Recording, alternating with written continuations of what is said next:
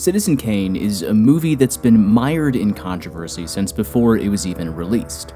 One of the more popular stories surrounding it regarding the true authorship of the film.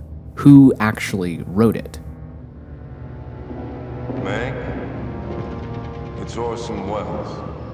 With David Fincher's newest film about screenwriter Herman Mankiewicz coming out very soon, I think it's worth looking back at where much of that specific controversy stems from, and the woman who stoked the flames.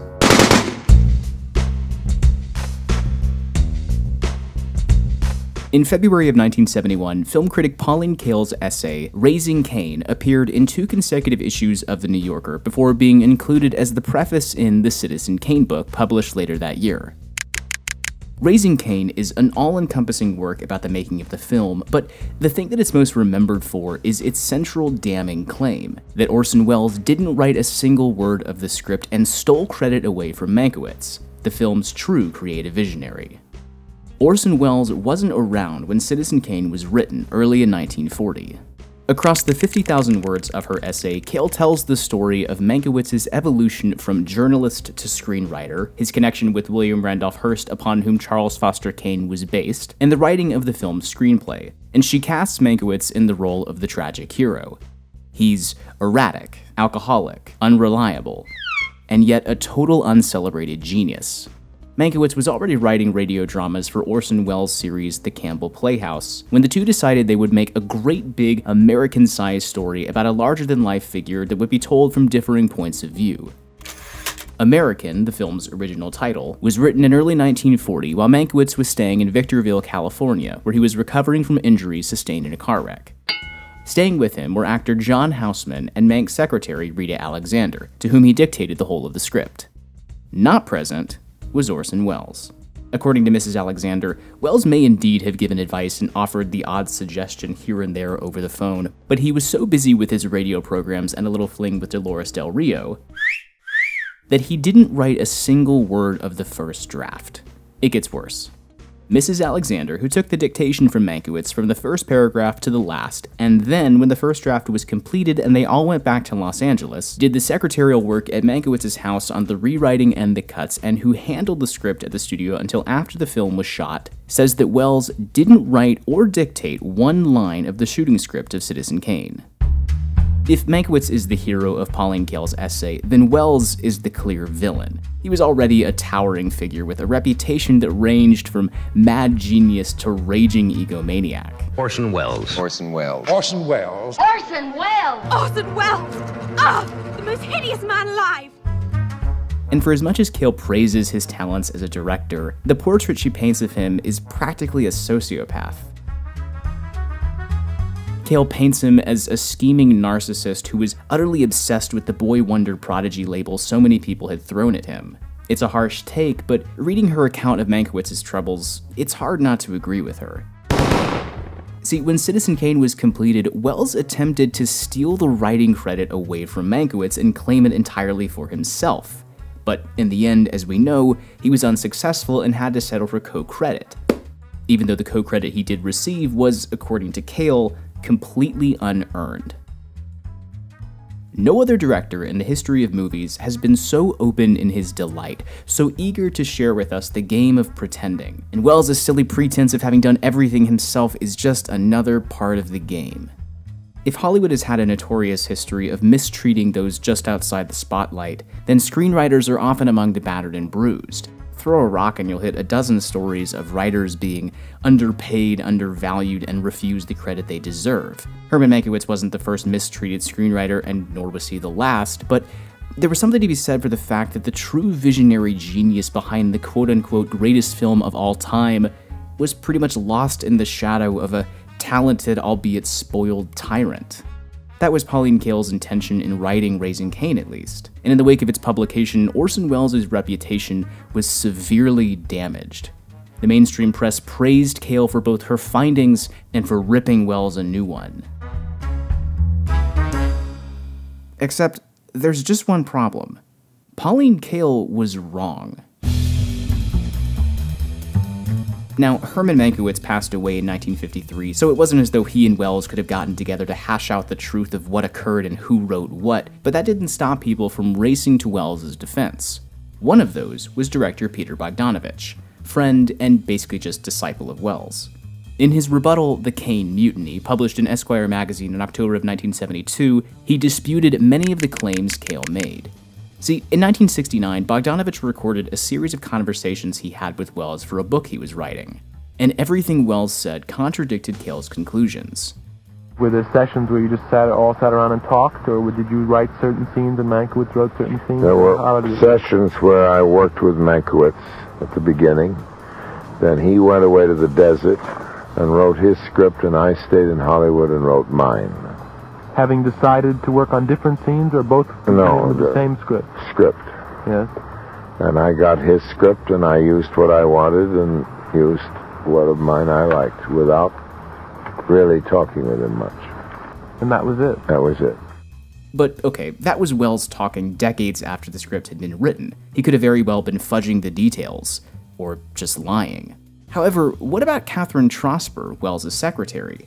Herman Mankiewicz's secretary, Rita Alexander, may have said that Wells didn't write a single word, but when asked, Miss Trosper responded, "Then I'd like to know what was all that stuff I was always typing for Mr. Wells. Orson was always writing and rewriting. I saw scenes written during production. Even while he was being made up, he'd be dictating dialogue."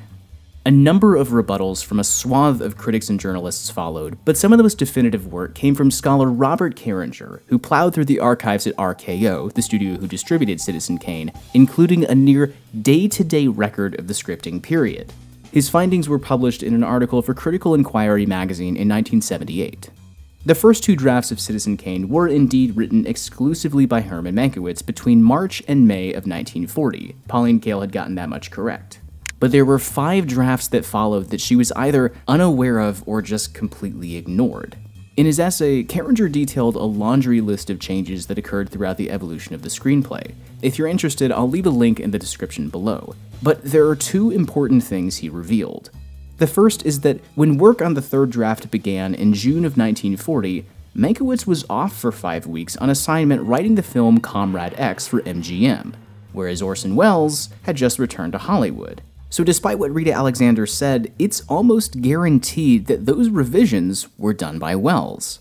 The second is that Mankiewicz's sprawling 250-page first draft was a pale version of what was to come. It was in that third draft that Welles began sculpting the story into something that was both manageable and cinematic. The famous breakfast scene that flashes across years is a perfect example of the evolution of the script. Mankiewicz's version plays each of these moments out as complete scenes full of dialogue, but Welles reshaped and condensed them into a handful of brief but powerfully effective images that tells the same story, but in a fraction of the time. According to Carringer, that was what comprised the majority of Welles' involvement in the scripting, revising long sequences of exposition into the shorter, often elliptical style that the film became so famous for. That, and for fleshing out the character of Charles Foster Kane, who is less a character and more a skeleton in Mankiewicz's 2 drafts. It wasn't until Welles stepped in that Kane was really brought to life on the page. It's strange then, reading all of this, to try and see just how Pauline Kael maneuvered her way towards the claims that she made. No, Welles didn't write the first draft, but his contribution to later drafts was so palpable that to deny it wasn't just odd, but dishonest.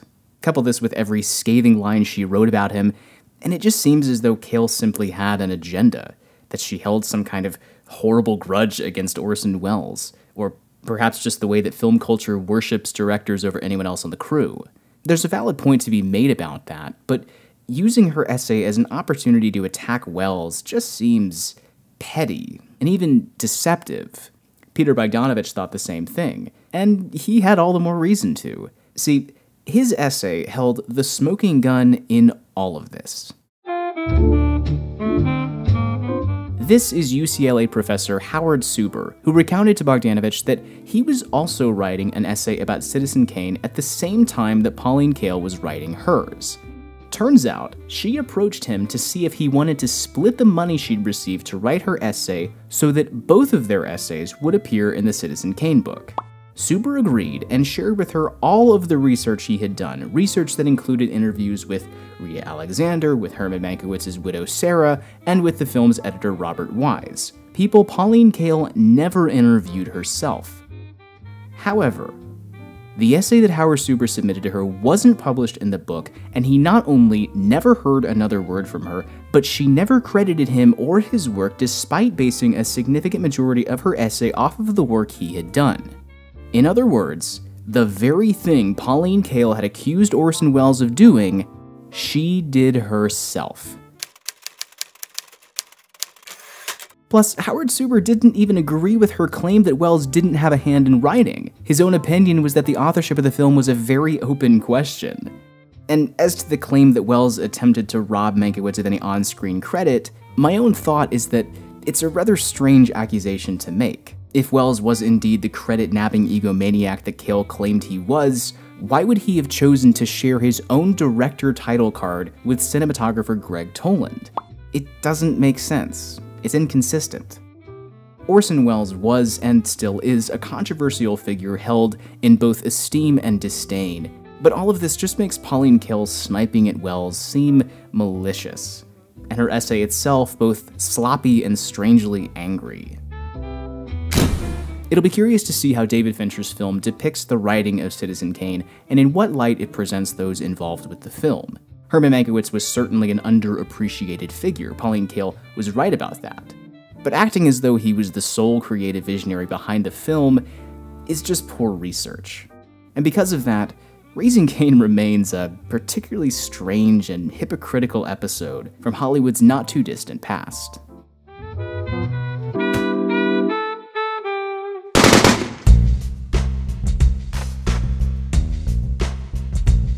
Thank you guys so much for watching. This video is brought to you by Skillshare, an online learning community with thousands of classes on topics like illustration, design, photography, and so much more, all taught by experts and professionals. If you've been watching my channel for a little while now, then you probably know that I'm constantly trying to push the look of each video. I always want the animation and the motion graphics to look better and cleaner, and to do that requires constantly learning new skills. If you're like me and you felt thoroughly intimidated by Photoshop, I'd highly recommend checking out Libby Vanderploeg's class on creating animated illustrations. It's an absolute wealth of knowledge. Check it out. Whether you're a beginner or a professional, Skillshare is an invaluable resource. And right now, the first 1,000 people to use the link in the description box below will get a free trial of Skillshare Premium membership.